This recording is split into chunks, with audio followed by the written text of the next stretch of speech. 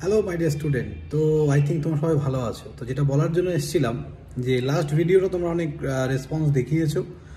তো সামনে যারা ডিপ্লোমা ফার্স্ট সেমিস্টার ভর্তি হবে, মানে ডিপ্লোমা অ্যাডমিশন নেবে যারা, তাদের সবাইকেই বলছি যে এই ভিডিওটা মেনলি যে টপিকের ওপর সেটা হচ্ছে তোমার যে আমরা স্যার প্রাইভেট কলেজে ভর্তি হব নাকি গভর্নমেন্ট কলেজে ভর্তি হব।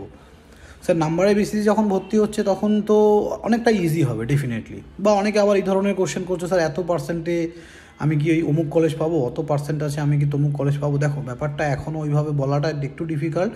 কাউন্সিলের নোটিশটা আসলেই আমরা সব জানাবো আস্তে আস্তে। তো যারা ফার্স্ট টাইম আমাদের চ্যানেলে, সবার আগে চ্যানেলটাকে সাবস্ক্রাইব করো, এই ভিডিওটা ভালো লাগলে লাইক করে দেবে। আর এই ভিডিওর ডেসক্রিপশন বক্সে আমাদের একটা হোয়াটসঅ্যাপ গ্রুপের লিঙ্ক দেওয়া আছে, তোমরা নির্দ্বিধায় সেখানে জয়েন করতে পারো।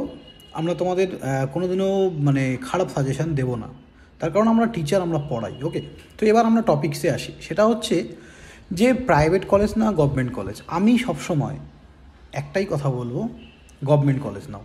কেন স্যার প্রাইভেট কলেজে কী অসুবিধা? হয়তো ইনফ্রাস্ট্রাকচার ভালো, জব দেবে 10-12 হাজার টাকার, অসুবিধা নেই। 10-12 হাজার টাকার উপরে জব এখন কেউ দিতে পারছে না। তো আমি তোমাদের এটাই বলবো, গভর্নমেন্ট কলেজ নাও। যেই টাকাটা তুমি 1 থেকে 1.5 লাখ টাকা তোমার প্রাইভেট কলেজে তুমি ফিস দেবে, সেই টাকাটা দিয়ে তুমি বাইরে থেকে ভালো জায়গায় কোনো কিছুর ওপর ট্রেনিং করো। ইঞ্জিনিয়ারিং সবাই করে, যখন তোমরা ওই ফিল্ডে আসবে বুঝতে পারবে যে ইঞ্জিনিয়ারিং সবাই করে। তো কোম্পানি বলে তোমার এক্সট্রা স্কিল কী আছে। যদি তোমার মধ্যে স্কিল থাকে, কোয়ালিটি থাকে, তুমি কিন্তু বাইরে যে কোনো জায়গা থেকেও জবটাকে ইজিলি তোমার নিজের বানাতে পারো বা জব পেতে পারো। তার জন্য তোমাকে স্কিল রাখতে হবে। তাহলে যারা সিএসসি আইটি নিয়ে পড়বে তারা জাভা শেখো, এআই শেখো, মেশিন লার্নিং শেখো, সেই টাকাটাকে কাজে লাগাও, কোনো কিছু শেখো। প্রাইভেট কলেজে ফিস দিয়ে লাভ নেই কোনো। গভর্নমেন্ট কলেজে পড়ো। আর মনে রাখবে একটা কথা, কোনো কলেজেই পড়াশুনো হয় না, পড়াশুনো নিজেকে করতে হয়। তার জন্য কোনো টিউশন নিতে হবে, কোনো সংস্থায় পড়তে হবে। তো এটা পরিষ্কার, কলেজে পড়াশুনো হয় না, এটা মাথা থেকে বের করো। তাহলে কোনো টেনশন থাকবে না। এবার তুমি সেই ফিসটাকে কাজে লাগিয়ে কোনো একটা ভালো ট্রেনিং করো।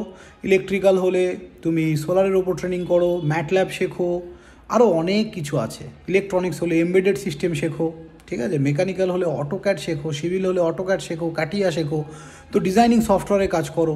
তো আমি সবাইকে একটা কথা সাজেস্ট করব, সবাই গভর্নমেন্ট কলেজ নাও। গভর্নমেন্ট কলেজ অবশ্যই গভর্নমেন্ট কলেজ নাও। প্রাইভেট কলেজ থেকে পড়ার কোনো দরকার নেই, টাকা নষ্ট করার কোনো দরকার নেই।